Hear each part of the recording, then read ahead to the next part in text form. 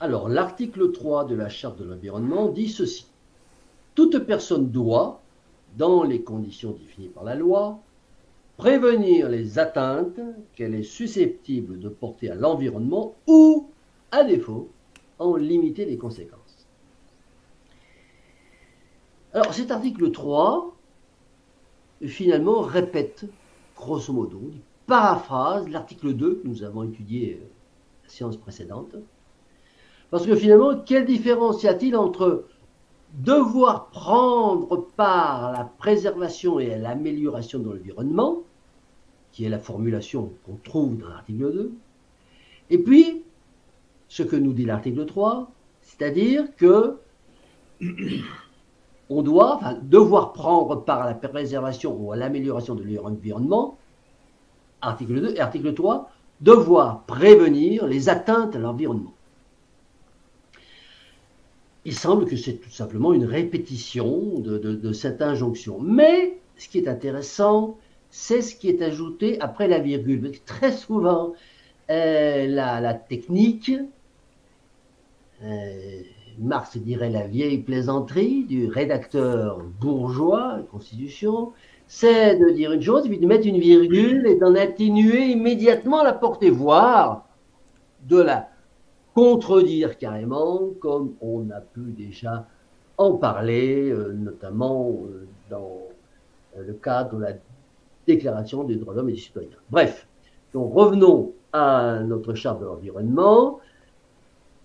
Toute personne doit prévenir les atteintes qu'elle est susceptible de porter à l'environnement. Bon, ça répète ce qu'a dit l'article 2, mais il y a virgule ou, à défaut, en limiter les conséquences. Alors, qu'est-ce que ça veut dire ça? Eh bien, il faut naturellement l'interpréter comme une concession au capitalisme industriel.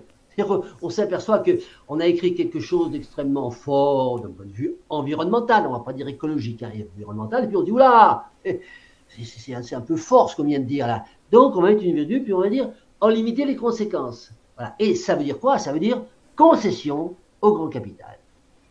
Alors, bon, ça veut dire que c'est une assertion gratuite, mais je vais tâcher de le prouver. Alors, pour le prouver, je vais prendre un exemple précis. Et cet exemple précis, c'est une petite merveille, ça s'appelle le règlement CE numéro 834/2007 du Conseil de l'Union européenne, en date du 28 juin 2007, relatif à la production biologique et à l'étiquetage des produits biologiques. Alors, on va prendre un exemple qui est lié à la pollution agricole, enfin, et c'est bien le besoin numéro 1 de l'homme, hein, avoir une alimentation saine, etc. Bien. Alors, cette petite merveille, elle dit notamment, évidemment, il y a 200 pages, hein, bon, je vais retenir, j'ai extrait ce qui m'a paru le plus significatif. Article 5, page 7, qui dit ceci. Restreindre l'utilisation d'intrants extérieurs lorsque leur utilisation des intrants est nécessaire ou en l'absence de pratiques et méthodes de gestion appropriées. Alors, visé au point A, bon, c'était la description des méthodes bio, eh bien, cette utilisation est limitée, 1, aux substances naturelles ou aux substances dérivées des substances naturelles, et 2, aux engrais minéraux solubles, faiblement solubles. Alors qu'est-ce que c'est que des engrais minéraux, hein? Les engrais minéraux, bon, on va faire rapidement un petit historique, hein. Ça doit beaucoup aux travaux de M. Justus von Liebig, qui déjà en 1840 a établi les principes donc, de la nutrition végétale et a mis en évidence l'importance de l'ammoniac dans ce domaine. Puis, au début du XXe siècle, la mise au point du procédé Haber-Bosch, qui permet la synthèse industrielle de l'ammoniac, NH3, par hydrogénation de l'azote de l'air. Et donc, c'est là qu'intervient l'industrie chimique, donc le grand capital pétrochimique, dans la production des engrais azotés, hein, les fameux ammonitrates.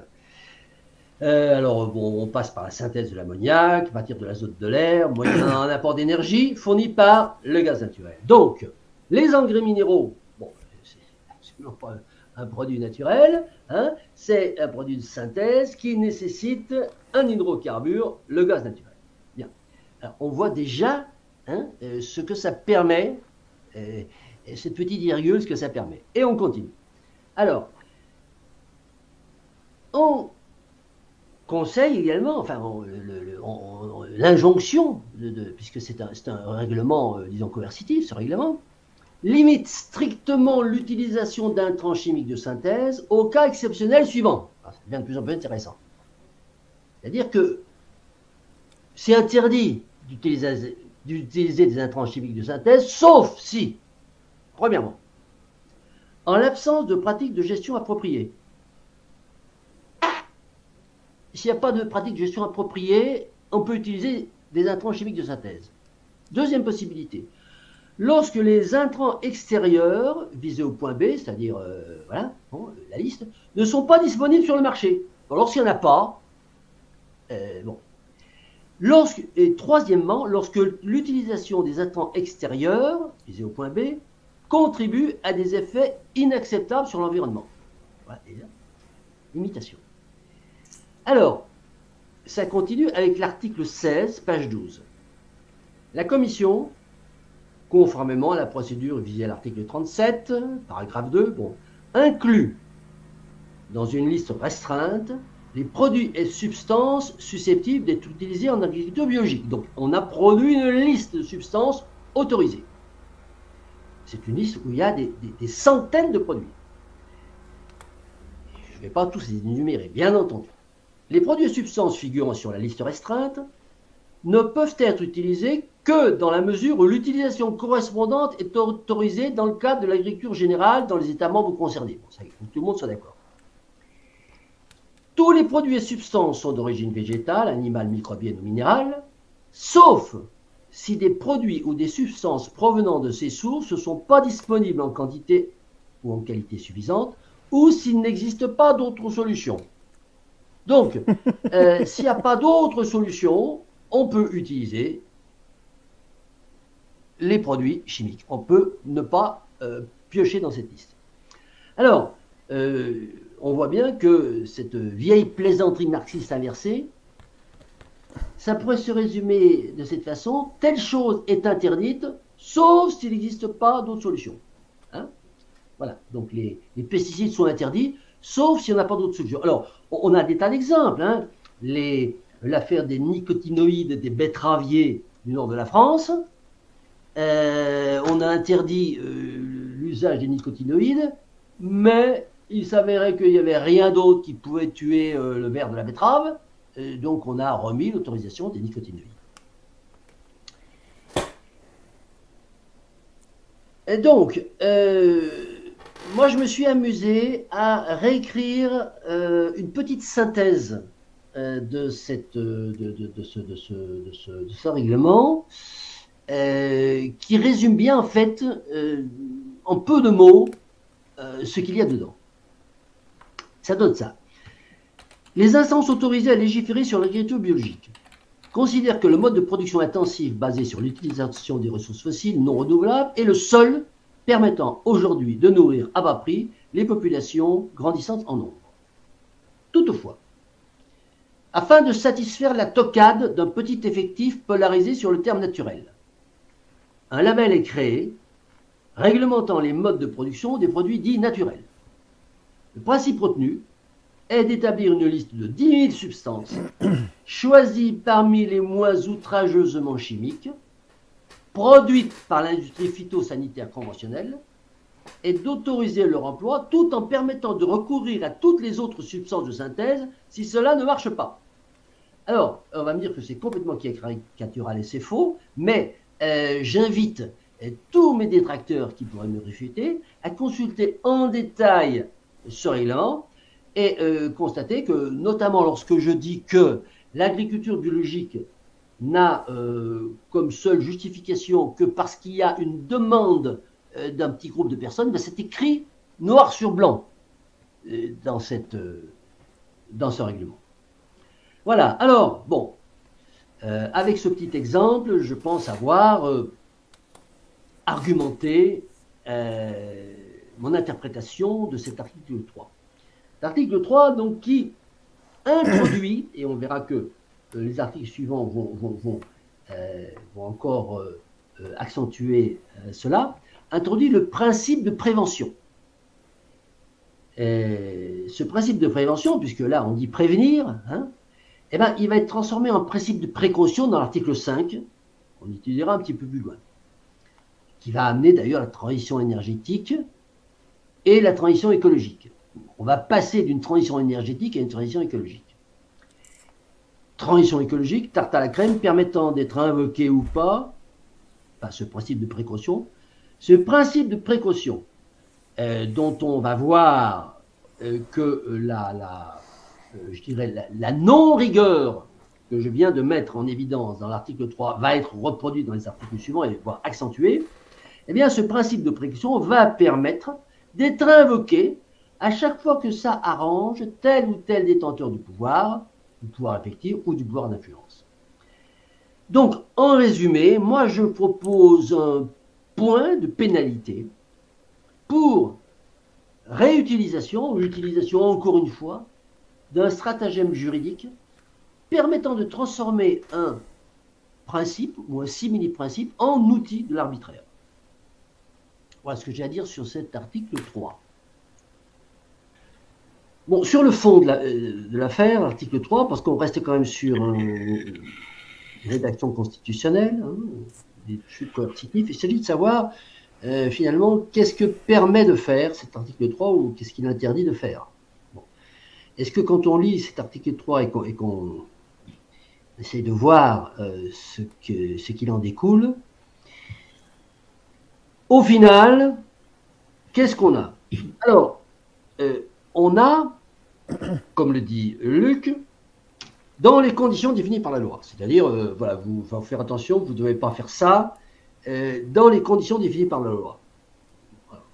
Comme d'habitude, ce stratagème, on le connaît bien, enfin cette technique, on la connaît bien, c'est qu'on ne sait pas exactement, on ne sait pas ce qu'il y a dans la loi, et que la loi, elle va pouvoir être modifiée à tout moment.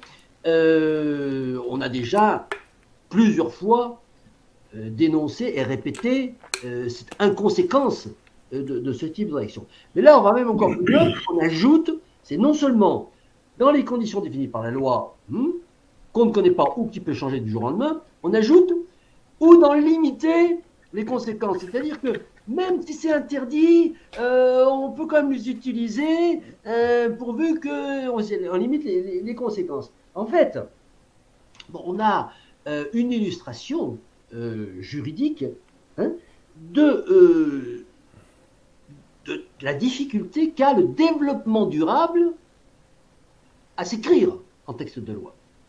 Puisque l'objectif, c'est bien le maintien de la société industrielle, avec, disons, l'équation impossible qu'a dénoncé Roegen, une activité industrielle libre de toute pollution.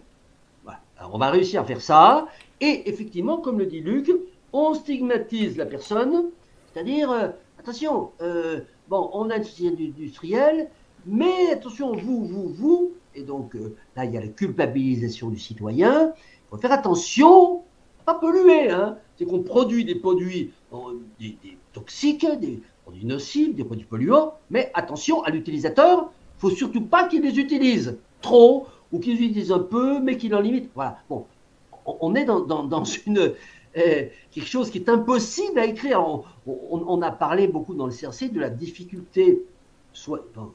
On se pose la question, est-ce qu'on peut écrire un texte de loi qui soit précis? Bon, là, on se pose la question, puisque le texte de loi, il a pour vocation d'être imprécis. Alors, concernant des choses plus détaillées, qui a été dite, alors je suis tout à fait d'accord avec Jean-Charles lorsqu'il parle, bon, sans entrer dans la théorie du complot, sans qu'il parle d'une justification peut-être en creux de cette affaire de limiter les dégâts, c'est-à-dire vous pouvez en utiliser, si jamais il n'y en a pas sur le marché, vous pouvez utiliser les produits toxiques. Effectivement, les lobbies pharmaco ou de la pétrochimie agricole sont suffisamment puissants pour tarir des filières de produits de substitution qui ne seraient pas d'ailleurs générateurs d'argent. Et on le voit dans l'affaire du Covid, qui est une affaire financière, hein, et que les marges colossales faites sur des produits fabriqués par les gros laboratoires pharmaceutiques. Alors il y aurait peut-être d'autres produits qui... Bref, donc ça, évidemment, ça ouvre la porte à tout ça. On est bien d'accord. L'ambiguïté qu'a souligné Luc des produits naturels, oui, le lisier de porc, les phosphates, tout ça. Alors, bon, le lisier de porc issu des porcheries industrielles, c'est-à-dire sur un espace de 500 mètres carrés, on met 1000 porcs et ça sort des tonnes et des tonnes de mètres cubes de lisier. Bon, rien à voir avec la polyculture élevage répartis harmonieusement autour du territoire, où il y a un cochon qui va faire caca à un endroit et ça fume l'endroit où il est, etc. Et on a un bon. Et donc, bien entendu, dans le cas d'une agriculture industrialisée, notamment d'un élevage intensif, c'est une quadrature du cercle impossible à réaliser. Mais là encore, on stigmatise. Attention, il ne faut pas l'utiliser trop. Voilà. Bon, on le produit, mais il ne faut pas l'utiliser. Voilà. Toute personne, enfin, donc tu te poses la question, est-ce que c'est personne ou personne morale? Oui, oui, on pourrait dire, ben, peut-être le rédacteur se lèverait, il a dit non, non, non, non, quand je dis personne, il n'y a personne morale aussi là-dedans. Non, mon œil, hein, c'est la stigmatisation de l'individu. Mais bon, ça ne peut pas le prouver, le rédacteur va te dire que tu es personne, c'est aussi personne morale. Donc les entreprises sont voilà. Un débat qui n'est pas inintéressant. Et puis, dernier exemple que tu as donné, qui est très intéressant, plastique, si on ne veut pas avoir de difficultés pour gérer le plastique, il faut interdire de le produire.